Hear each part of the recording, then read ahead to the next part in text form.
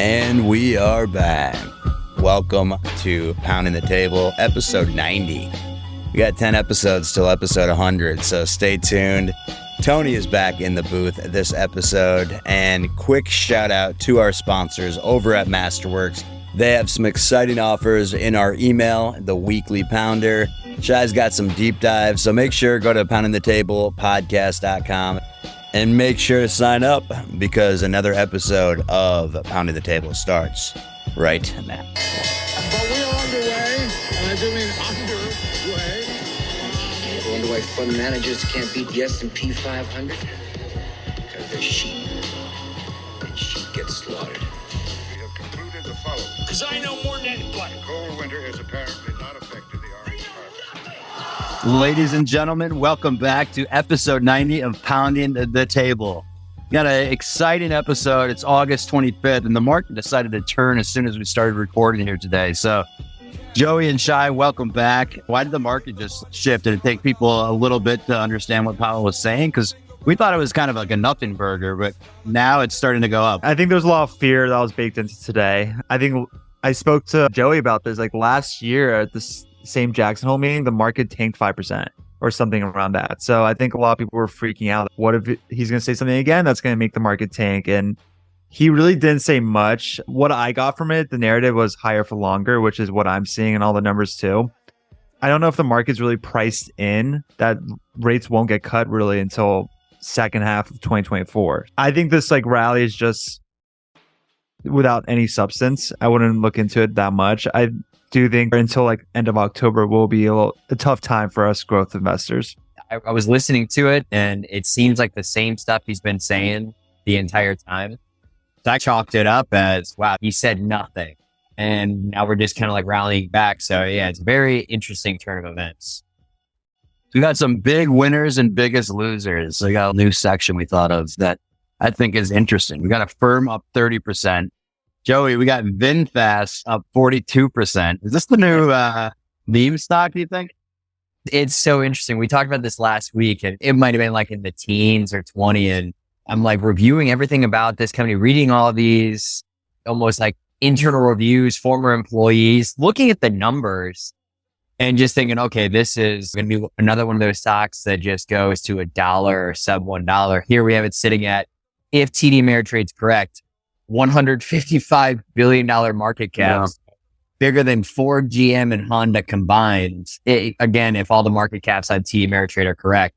So like, I tweeted this out earlier. This will definitely end well, sarcastically, that if people are having fun trading it, have at it. But this is not something I would own going into the weekend because I would not be sleeping. Sounds like it's a dietary drink, like Slim Fast, basically. Like Vin Diesel partnered with Slim Fast and came to Fast. I own none of them anymore, of course, but BlackBerry's up 17%. I feel like every other week they have news of being acquired. I always thought it was going to be Amazon. You're saying there's like pretty substantial news here around a private equity firm. Is that right, Shai? Yeah, some private equity firm, I have to see the name, starts with a V, but there are rumors. Yeah, exactly. That one. Rumors that they're going to get acquired. I think it's, like you said, it's been like kind of known that BlackBerry is going to get acquired eventually. I did hope that Amazon would do it. I would love some mega caps to be in like the phone game because I always have issues with my phone or even like the telecommunication. Like I hate AT&T and Verizon. Like I was always hoping like some of these big tech players would get into that space. But yeah, so BlackBerry's gonna get acquired. dLocal's up 6% today. I know we were talking about that with Mercado Libre's CFO joining forces. Joe, you want to touch on dLocal? Yeah, so it's very attractively valued based on the growth rate, profitability, everything they have going for it. I really like the former CFO of Mercado Libre joining as co-CEO. It kind of adds legitimacy to the numbers since the short seller did kind of throw some shade at them and make people question the legitimacy of the company.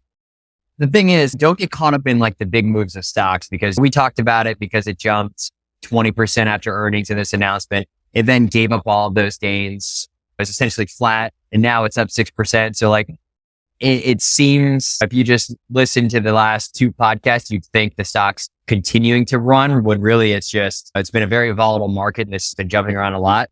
But fundamentally speaking, based on the growth rates, everything it has going for it, it is a very inexpensive stock. To add some color to what Joey's saying, like D-Local right now, it's like around $20. They're trading at 35 times their income. Their PE is 35 times for this year, and they're growing the top line 50%, gap profitable in a like a part of the world where it's insane growth that a lot of like, the big time players are trying to get into. I think it's super attractive around 20. I think it should be around $25. I am so excited to see what Pedro's doing. Like, this is my only pure fintech exposure in my portfolio. I was like considering like maybe I should jump ship from D-Local to Adyen, but D-Local is too undervalued right now, even at $20. It's just something interesting about D-Local. There's one thing that people need to factor in. So a lot of people think, oh, it's this Latin American based company. It could be somewhat shady, but Uruguay, it doesn't get as much. Are we all three drinking a Celsius right now? Tropical vibe. That I've got orange. I just saw. You get full on sponsored by them guys. Seriously, John, Dennis, if you guys are listening to this, we are all sipping. That was a good call. I actually, I finished mine and went to throw it. Yeah, and then I saw both of you because Celsius cans bury up. Yeah, The cherry apple one is actually weirdly good. I didn't think fire. It is so fire. Really good. The problem is, if you grow up on orange like I did, you can't get away from it. You ever watch the show Keenan and Kel, where Kel is just like obsessed with orange soda? That's me. My favorite movie. So that's me with orange soda. So like, I don't drink soda to where Celsius is like my fix on that. Anyways, getting back to Uruguay. So Uruguay is actually the most democratic country in America. So like when you factor in both Americas, more democratic ranking wise, according to The Economist, than the United States, which I would have to say, yeah. I mean, we as people don't really have much of a say. But so when you talk about like safety of a country or like operating, it's not like some crazy place for a company to be operating. And that's where D-Local is headquartered. We got Domo down big, down 40%. They slashed guidance. They just had earnings today, right? I think it was last night that they reported. It could have been this morning, but yeah, I haven't checked in on this one in the longest time. I used to have this engineering team I would talk to, and they raved about Domo as a product. But when you looked at the financials, you could never really justify owning it. And I mean, this was a high flyer after the pandemic. It got over $80 a share. I don't even know where the valuation was at that point. But yeah, you've got these, I'm looking over these financials, total revenue growth on the top line. You got 5% growth, still losing money. And I want to say, Avi, you said that they then cut their guidance. So you've got a company barely growing, still losing money and missing their own marks. It's just, you could see why the stock's down so significantly. And I don't know, a lot of people like to bottom fish on some names. I could see if you want to try to make a value play on like a Disney or a PayPal or something like that. You don't want to catch a falling knife with a company like this that, I don't even really see a future for them. You know what I just realized? We can't talk too much shit about Domo. So when I was on my honeymoon, me and my wife had a bottle sent to us from some stranger. They didn't tell us who. And I was like, who is this from? We have to like thank them. And it was weirdly from this guy, Josh James, who's the CEO and founder of Domo. No way. Swear to God. Wild story. Yeah, we were in Turks and Caicos and he like, thank you if you're listening for any reason or someone that had Domo. That's a true story. That was incredible. He like bought us. We finally found out who it was and thanked him. And he happened to overhear us. We were in the pool next to him and like he overheard we were just on our honeymoon. So really, really nice guy. So well, it sounds like maybe he shouldn't have taken some time off and start focus on the business back then. What year was your wedding? 2 years ago. So they IPO'd in 2018. Oh yeah, if it was 2 years ago, then it could have been good. Damn, rolling on. The good times are rolling. He was giving it away. Now he's probably gonna want that back. Oh man, I'll send it back. That's awesome. Venmo me that. Thank you for the bottle of champagne. I appreciate that. Hey, come on the show. Explain what's going on at Domo and if it's worth owning. I should reach out. That's a great idea. Anyways, I will let you talk about DigitalOcean. They got a new CEO and it tanked 15% initially. What's going on with Doc N here? Yeah, DigitalOcean, as you guys probably know, it's a top 5 position in my portfolio. Like they're the only dedicated pure play in cloud computing. They got a new CEO announcement today. It was surprising to see because Yancey really dug this company out of its hole like pre-IPO. It was an absolute mess from the founders that were like leading this company a couple years ago. Yancey dug them out, made them profitable. And the issue was he used to be a CFO. He sold his old company to, I think, Twilio. So he came up from the CFO mentality, and he knew there was going to be a tech recession. And during any tech recession, SMBs are the hardest hit. That's DigitalOcean's baby. So he fully went CFO goggles. We're not going to do growth. We're going to focus on profitability, is raise some capital, do some buybacks. Issue with that is he forgot about the developers. The developers are the key for the company's like lifeline for their future growth. And he kind of ignored them for profitability on the company. It allowed him to buy back a lot of stock. They used most of the capital already, like in the mid 30s, low 40s. But now growth is close to 20%. And that's anemic when you talk about cloud computing, like what it should be. Like the industry alone is growing, I think, at 20%. So like they're just barely meeting the standard. That's not okay. I think the board just wanted, like Yancey got them out of a really tough spot. Now they're profitable. Like I think their EBITDA margins are like around 40% last quarter. Their free cash flow is 20%. Like these numbers are unheard of just a couple years ago. So now Yancey got them here. I think it's time to hand it off to a true visionary CEO, like maybe someone from one of the big time players like Azure or AWS. I'm really excited to see what kind of CEO that will take this company to the next step. Having said that, it's not a great look to force a CEO out before having a succession plan, because it does take some time to get that next captain on your ship, and them not announcing who that person is feels forced and feels rushed. I don't love it. I don't hate it. I still like DigitalOcean for long-term play, but I don't think 15% was justified. I think actually right now they're only down like 5%. So I'm glad that's being bought. I think it's a great stock to buy under $30, but I don't think it's going anywhere in the short term. So don't feel like you have to rush into buying this stock or not. A new person that just joined the podcast. We'll give him a interesting first curveball here, because none of us knew what this was, but Maple Bear is going to be IPOing. Throwing him the curveball. Do you know all about Never heard of it in my life. this company? You know Maple Bear. You just don't know do that I? you know Maple Bear. Everyone knows. So to give everybody a little background, so I'm always checking latest. Always checking latest SEC filing. Because I heard Klaviyo filed for IPO, so I wanted to look through the numbers. And I see when I search Form S1 and Maple Bear Inc. pops up. So I'm like, oh, let's just click this. And without really looking at things, I look at the initial graphic. It's grocery technology partner to 1,500 retail banners. It's got gross transaction volume over 20 billion. 85% of the U.S. grocery market is within its reach. So I'm thinking, oh, wow, this is an absolute monster. Over 80,000 stores. Crazy.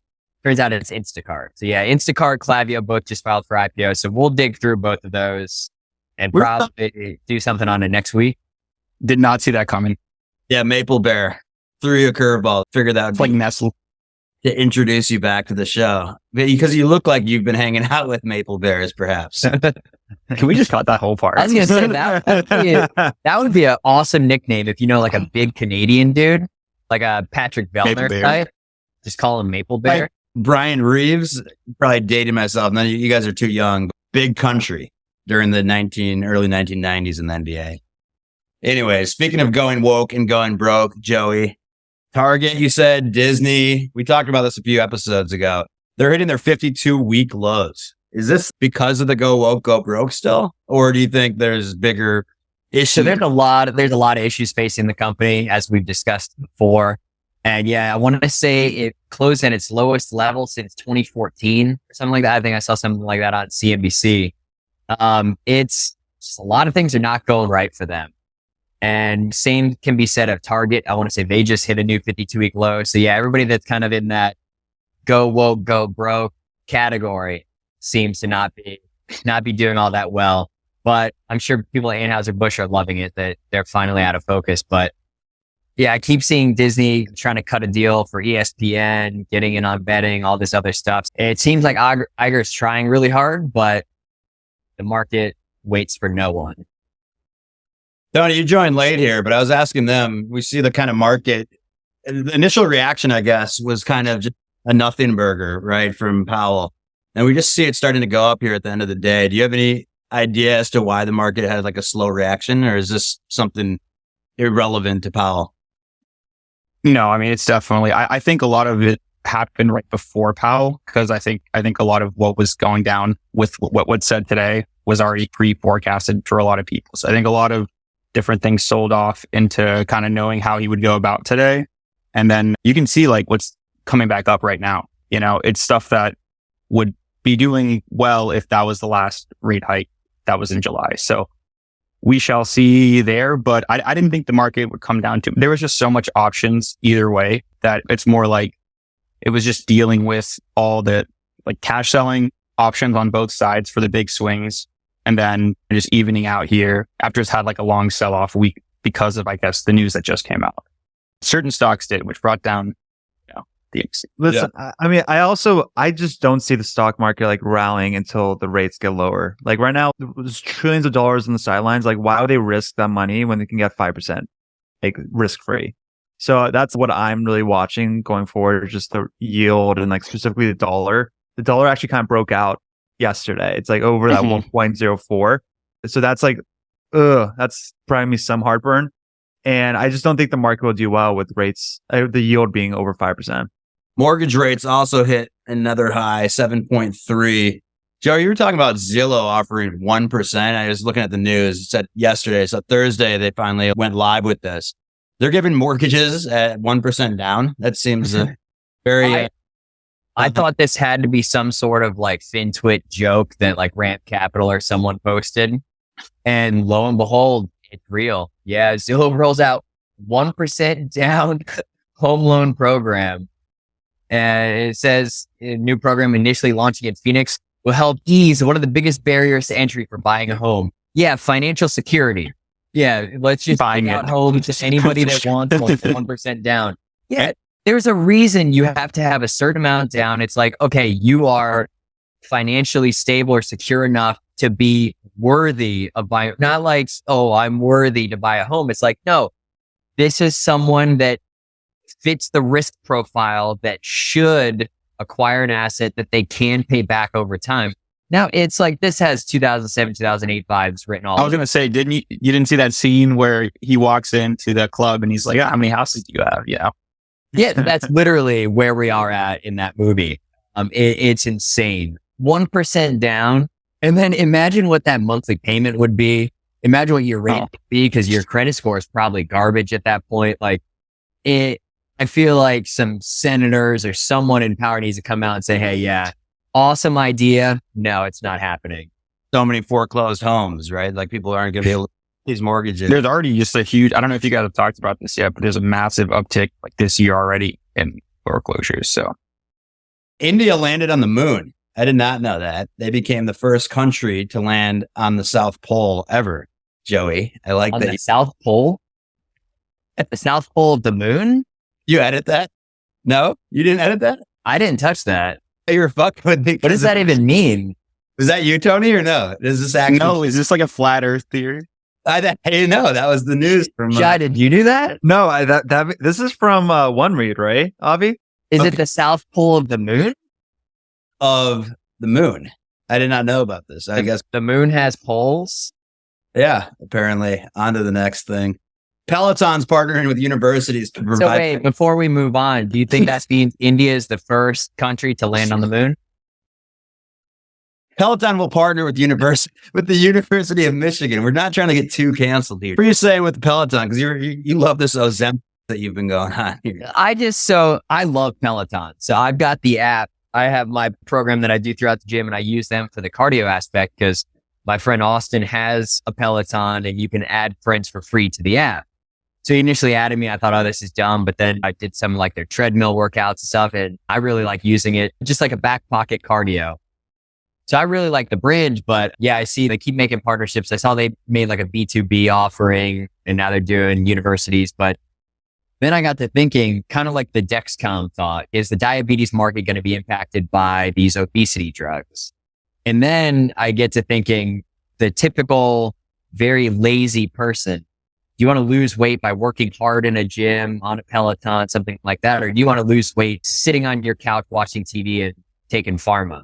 And people always take the shortcut. So like, could these weight loss drugs impact the overall fitness brands? The community. I feel like it'll impact the people that are just trying to lose weight rather than like the fit people trying to look really good. Cause it's one thing if you just shed a ton of weight, it's going to have a much different look than if you lose it slowly and actually work for it. So it's a certain demographic, but I feel like that demographic would then be out of reach for someone selling a $2,000, $3,000 connected fitness device. Did we reach the peak with NVIDIA? I was just looking at today. I was looking at the maxed out chart, and that just scares the shit out of me. It finally closed a little bit lower today, but it's up 221% now in the year. Earnings just continued to rise, right? Like we kind of called that. We said the guidance was there for a reason, and then they'd beat that guidance, right? I hate seeing charts like that. Someone talked me into why NVIDIA, I think, could still be logical when the chart's literally 90-degree angle upwards right now. 171% year over year growth. That is wild for a $1 trillion company. So I think it is justified. I think data, like AI is just exploding. Yeah, a lot of people are saying that the revenue is being front loaded. That could be true, but they're just back-to-back quarters beating insane amount. Like it's not even close. And I don't think analysts even know how to focus. Estimate. Here's the thing. I don't know Kyle Bass, but he's big on talking about China, even talking about their long-term plans of bringing Taiwan back into the mix because Taiwan they see as theirs. And he sees bringing war to the West is what the actual interview said, but an invasion of Taiwan by the end of 2024. So if that happens, that's 20% revenue gone. Not only that, where you're talking about sales to China, I think all of their production, Taiwan Semiconductor manufactures how much? And do you really think if China takes back Taiwan, that everything that the U.S. says that China cannot buy from NVIDIA or Taiwan Semiconductor's clients, do you really think China is then going to let those go out and go elsewhere? So like, given the risk of Taiwan, and yeah, we can play around with the CHIPS Act all we want, those fabs won't be built for how long? Like, that's the risk that I see. And you think of, how weak of a spot we're in where, the U.S. just continues to feed Ukraine. Our debt's out of hand. We can't even help people in our own country that have some fires going on. That do you really think we could support another war in Taiwan against China with significant resources? Like it'll almost be like we have to pick and choose. Okay, do you want to help Ukraine? Do you want to help Taiwan? It's like this whole situation to where if you're investing in a company with, I'd say 80, 90% of its revenue is generated from chips that are produced in Taiwan. That's the risk that I see to this stock. That if you owned it for a long time, you have significant gains. Yeah, hey, let it run. Or like Avi and I were talking about, if you've got this massive gain, take some off the table, let the rest run. But to get in here, when you hear people like that continue to talk about the risk in Taiwan, that's what really turns me away from the stock. Every stock goes back to their 200-day moving average. It's a guarantee. Yes, the 200-day moving average might rise if they maintain like that price they're at. That's like what NVIDIA has been doing in the past year. But it's going to hit it again. And right now they're like 60% above their 200-day. So there's got a lot of momentum. And what Joey's saying is true. There should be some fear baked into what NVIDIA's price is. And I don't think that's the case. I just think right now, like this past quarter alone, I think they made their net income was greater than the rev was this time last year. Like it's insane what they're performing right now. But having said that, I want exposure in NVIDIA. I'm kind of getting that via super microcomputer, but I probably wouldn't really touch it unless it was like a pounding the table evaluation. Like this is straight stupid. If there wasn't the Taiwanese risk, I would say like, yeah, trying to call top on NVIDIA has never really worked out for someone.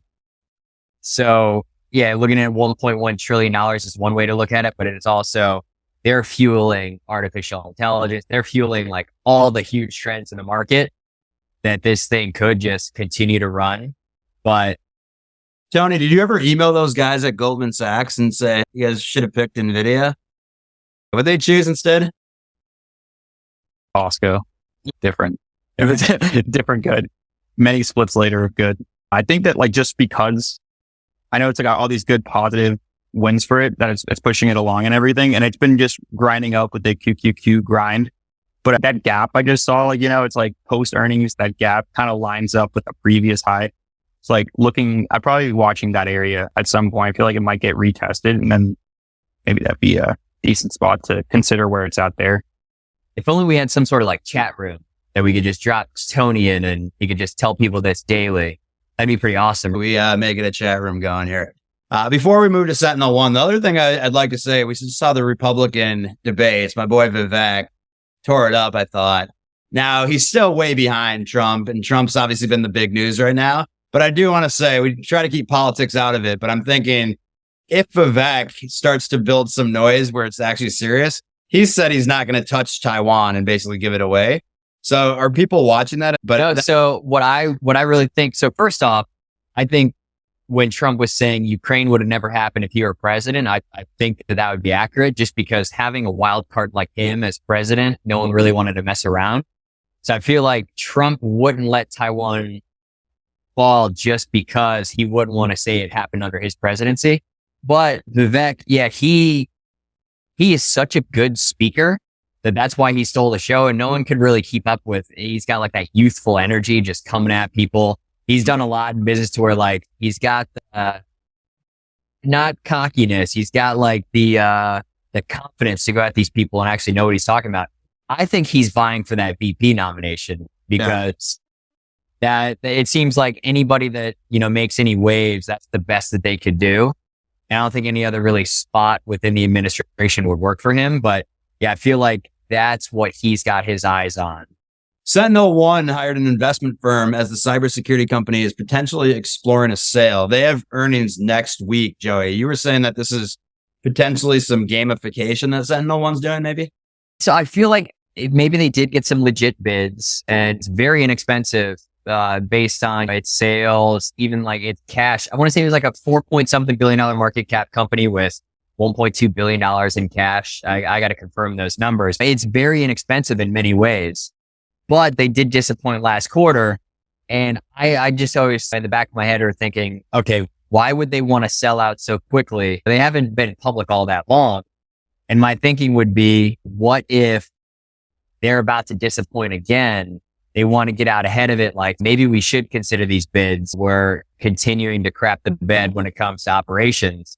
Maybe finding someone else that could take us over and do a better job with it would be smart. So that's just kind of in the back of my head. Maybe they want to say this, like, we've got these bids or we're working on it, to where next week's, oh yeah, don't worry about those. Our stock price should be here. And, if anything, we're going to get acquired for more than we're at right now. So, it would make a sell off back to the 12, some of that unwarranted. But that's just, what I like to think about. I mean, Joey nailed it. Like, when there's smoke, there's fire. Like, this happened 10 days before they report earnings. Like, that's exactly what they're doing, is just try to do some kind of chaos around the actual business noise that they're going to release next week. So I don't think it's going to be good numbers at all. But Sentinel-1's like a clear example of why you need, in this specific industry for cybersecurity, you need good tech and you need to have a good go-to-market strategy. Sentinel-1 had good tech, awful go-to-market strategy. And it's kind of been like they've improved, but they never got there. Like someone like CrowdStrike's amazing with their go-to-market strategy, and they have great tech. They have both those things. Sentinel-1 only had one. And also, I just read online, just breaking news, Wiz is the leading company that's going to acquire Sentinel-1 potentially. And that would be wow, that would be an insane merger. Wiz is like only 4 years old. Like, I think it's the quickest to ever go to 10 billion in evaluation. But that would be a great merger. I would definitely be That up for does that. make sense because they partnered not too long ago. And I just pulled up. So they partnered in March 2023. Mm-hmm. So that would make sense. The two got close and they probably heard, oh yeah, you guys are up for sale. And they thought, hey, let's turn this partnership into a marriage. Totally. So mad. I got Avi stomped out, by the way. I had Sentinel One Leaps and they would be, up pretty nicely here, but they got stomped out. Subway got sold off to PE firm Rourke Capital. Now, I was surprised. It was $9.6 billion, but Joey, you were saying these are all franchises, so they still have to pay the franchise fees. So people were kind of shocked, like, oh, it's only, a couple $1 billion worth of a transaction, but that's because Subway's a massive franchisor. So when you think of how many locations they have, that it's not like a reflection of their true value because they just get their franchise fees or royalties on sales, whatever that might be. So it's smaller in market cap than you would think based on the total store count, but still, hey, it was a hefty price. WeWork announces a 1-to-40 reverse stock split. Faraday Future did something similar, 25-to-1. So WeWork is literally a penny stock now. Are they going to be out of business, you think, Joe? It doesn't look good for them. And, like the way the real estate market's looking, and there's so many competitors in the space that, it seems like they had a great idea. They did not execute well. They got too big, too fast. And then, we've all seen the documentaries of what was going on internally. So it doesn't seem great. Now, Faraday Future, it's easier to see why they're not doing all that well. Elon Musk himself has said, never start a car business because it's so stressful. You lose so much money. They were on the brink of death many different times. They just had Elon there in their corner, where I don't think Faraday has someone like an Elon to push it where it needs to go, especially how fast they need it to get there. But we've been seeing this quite a bit with anybody that goes in the EV space, except for VinFast, because apparently they're worth $155 billion. Did you know that Petco throws out live birds and fish? Yeah. So listen, Petco reported earnings. It was pretty rough quarter. So the stock said I want to say it just reached new all-time lows because they haven't been public for too long. But yeah, Avi and I were talking before the show, and I remember seeing something on TikTok where there's all these people that dumpster dive. And someone was like dumpster diving behind a Petco because they usually find like crates or dog beds, stuff that they clean up and sell on like Facebook Marketplace and other things. They're finding like live fish, live birds. They also do this like behind PetSmarts and stuff. So behind these major pet stores, and they're finding like live animals in dumpsters. So, and then it shows like the videos of them going back in the store, confronting the workers, like, how dare you? And they're saying like, oh, we didn't do that. So like maybe a customer came in, bought them, chucked them back there, but it's pretty messed up. If you want to see some messed up stuff on TikTok, search, the pet store brands and like dumpster diving. You'll be pretty angry. They have earnings next week, right? So Petco had earnings this week. Oh, they did? Yeah, it did not go well. Got it. So is Petco going to be around in 5 years? So I feel like that's one of those brands that would get taken over by like some private equity firm that would then take it private, fix something up, load it with debt, bring it back. Tony and I can talk about Snowflake. I love Snowflake, and it's my top dog in my portfolio. I think everything they reported was honestly incredible with the macro they're working against. Every other competitor or every other SaaS company is reporting like their net retention in the 120s. They just said 142, and you can sense the tone is like they're disappointed with that 142 number. Like they think it's going to be bigger. The CFO hinted that the growth will accelerate again in 2024. He didn't officially say it, but you can tell through the context that's what he was insinuating on. And I think Snowflake, they just absolutely delivered. They beat estimate. They beat their quarter. They reported 37% year-over-year growth. They beat their bottom line EPS. They met next quarter's estimates. They're going to beat it again. They're just going the conservative route. They already said that past 3 months, growth has been picking back up in the data that they're like seeing. I do think the worst has happened for Snowflake. Now they can focus on actually performing the best they can without all the macro noise. Having said that, there is a lot of like noise I'm seeing online that, SBC is still like 45% of the quarterly revenue. Well, did you see the actual dilution? It's only 2.5%. So people aren't cashing out the shares they're getting. So that's a pretty bullish sign in my books. I also want to say that the RPO is still around 30%. Snowflake has not shied around saying that the biggest customers are like definitely going through belt tightening right now. And they're going to probably accelerate next year. But right now they're tightening their belts. RPO is only 30%. Everything should be working against Snowflake, but they're still delivering. They were just priced they were always an expensive stock. So they were never like a bargain. They were never like, wow, it's just like, we should buy this right now. Like, I think it's just consolidating in the 150 range. And it's going to be doing that probably for the rest of the year, which is great because I'm just going to keep adding. They're going to be a monster next coming years. Like, they're going to be riding this like tail end of this data thematic as the new oil. So I loved everything I saw about it. And I think Slootman's the best person to share the ship. And I'm a satisfied shareholder. I'm happy with the way it reacted post earnings because like being an expensive stock like that, especially in the week it reported where like all of the tech stocks are just getting sloshed down and it still held its own and like pretty much probably going to close like around the same price it had its report at. So that to me for an expensive stock like that, just coming in line without like a crazy beat on guidance or anything, that's what you want to see. It kind of gives me a little bit of hope for CrowdStrike next week as well. So something to look for. Also, one thing I want to call out that a lot of people don't know about like the moat that Snowflake has, like everyone knows like they have insanely high switching costs or like their brand value is like really high in the industry. Not many people know about their stable edge moat, where this is like the network effect that they have, where all the customers can really sell their data within Snowflake's ecosystem or stable edge to other companies. So this is really popular in financial services where like you need this data to perform your functions as a company and like to actually be efficient. Well, this specific section in their like quarterly earnings report just skyrocketed. Biggest jump it's had in over a year and a half. That right there is a big tell for me that like it's working. Like they're 26% of their revenue, I think I saw was 26% of their customers were utilizing the stable edge. This time last year was 20%. As this ticks up, that's where the margins increase. That's when like the moat increases. This is when, wow, we need Snowflake. And I think like around 40% of the global 2000 companies are using Snowflake already. Once you go into Snowflake, you don't leave. So I think they're executing everything perfectly. And yeah, I just want to add that note that a lot of people should be monitoring their marketplace listing and also stable edge utilization. Let's get into earnings. So Monday, we have nothing next week. Tuesday, I've never heard of Up FinTech. Is that a different company that I should be aware of? Tiger. That's Futu's little competitor. All right, moving way long ago. EO, that's another one we've talked about in the past. That will be interesting. Best Buy. Wonder if they'll get hit with go woke, go broke, given all the news flow on that a couple weeks ago. We got Pinduoduo after the close. We got HP, Encino. Wednesday, nothing before the open. Wednesday after the close, we got some big ones with Salesforce, CrowdStrike, Vivo, Okta, Chewy, Pure Storage, and Five Below.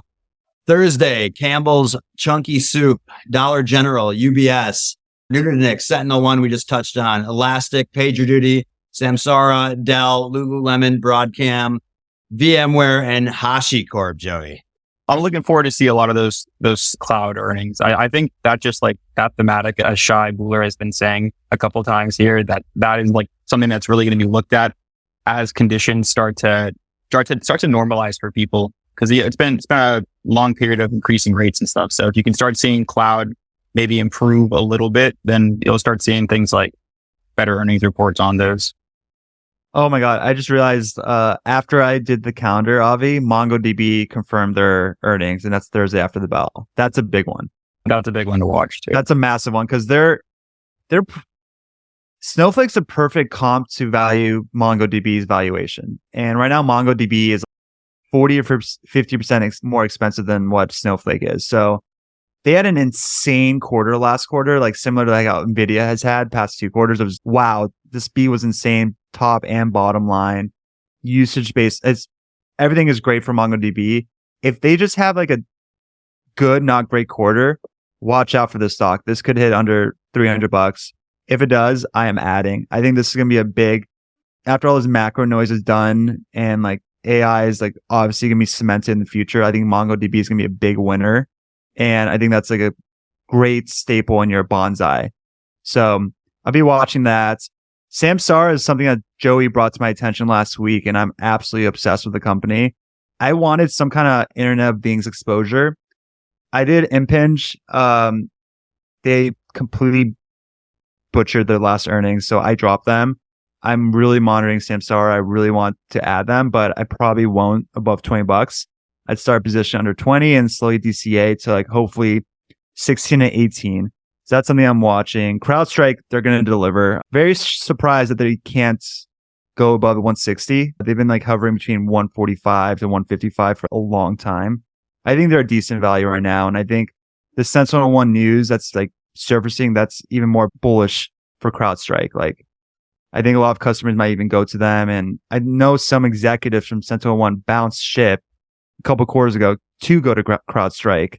So I think CrowdStrike, hopefully, my thesis on them is they're going to be the all-in-one platform for cloud security. So I'm going to keep them, obviously, as my top 5 position. But yeah, those are the stocks I'm monitoring next week. Chewy is actually an amazing stock right now to own for valuation. Like, they have a high recurring revenue, and like there's a very high floor on them, and they're reporting on Wednesday.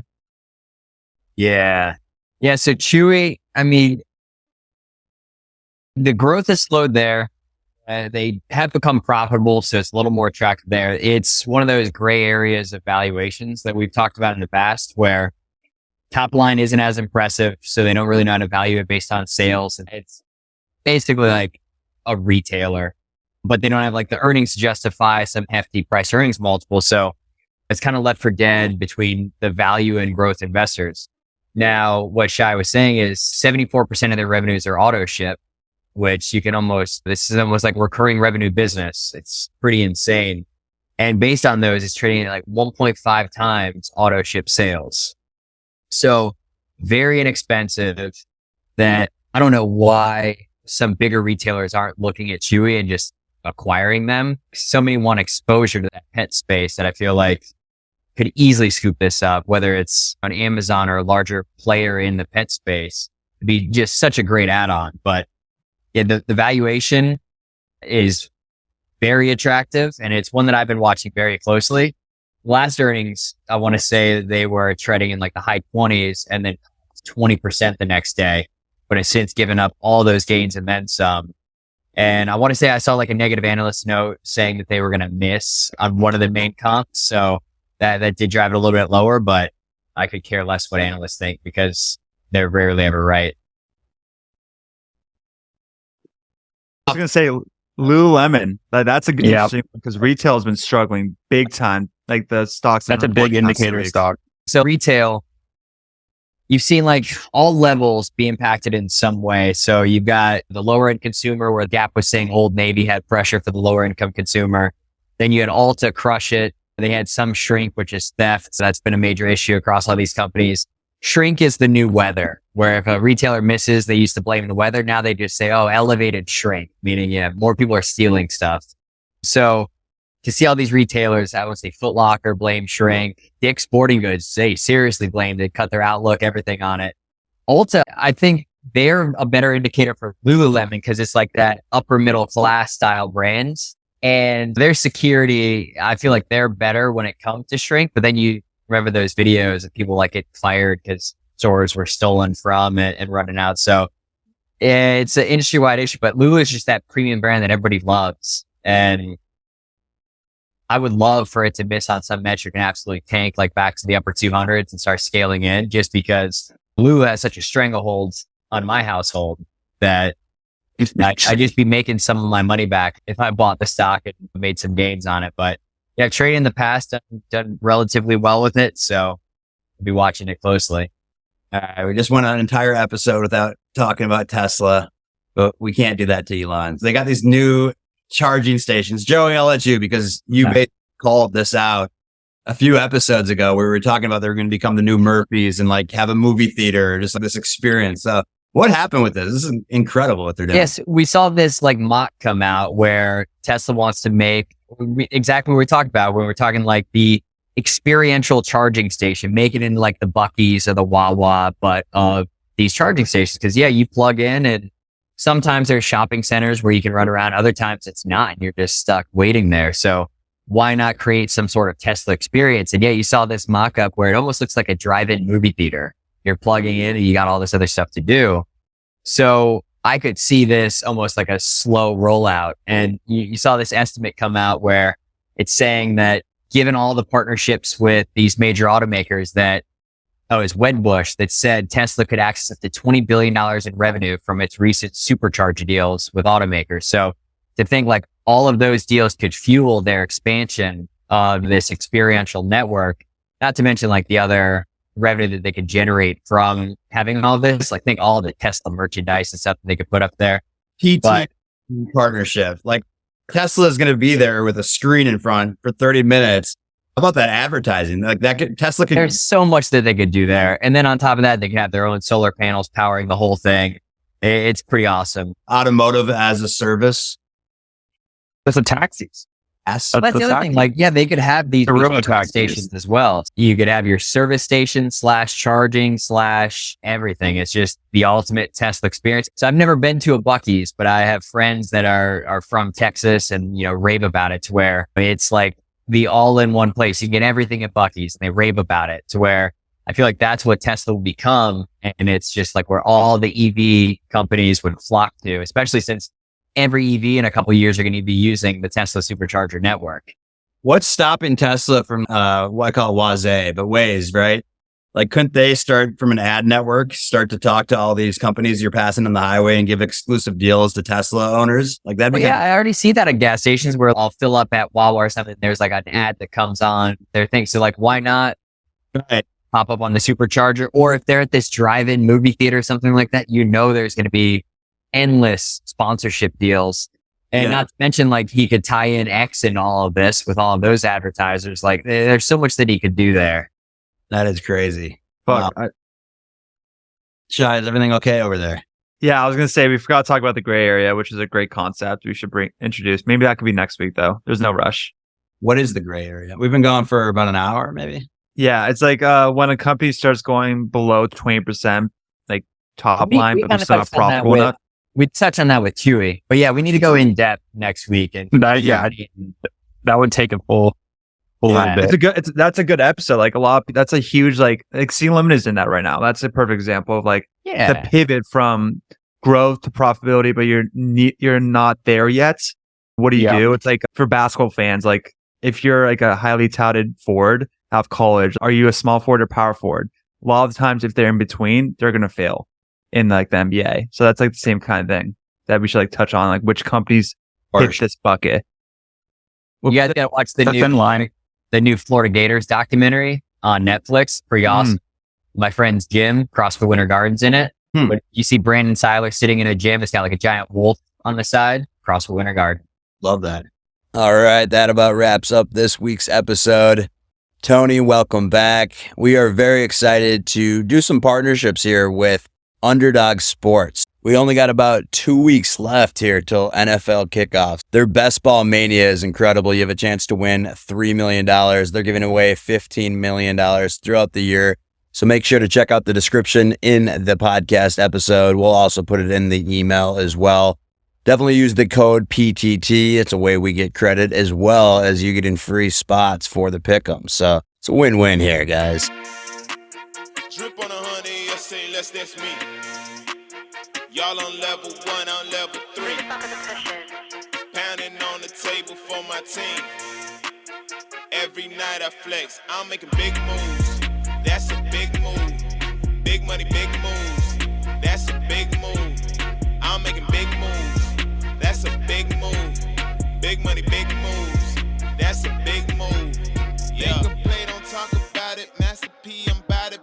This one here for all that try to count me out and they still counting. Honestly, I never doubt it. Say the top is never crowded. Well, I'm trying to climb the mountain till I need a few accountants. Stock is rising, perfect timing. I'm in Brickle with the try. Shawty sliding, she want sushi, she want eel sauce with the rice. I just peel off at the light, took her heels off for the ride. Don't say real talk, just a lie. I'm a real one, I provide, yeah. Drip on 100.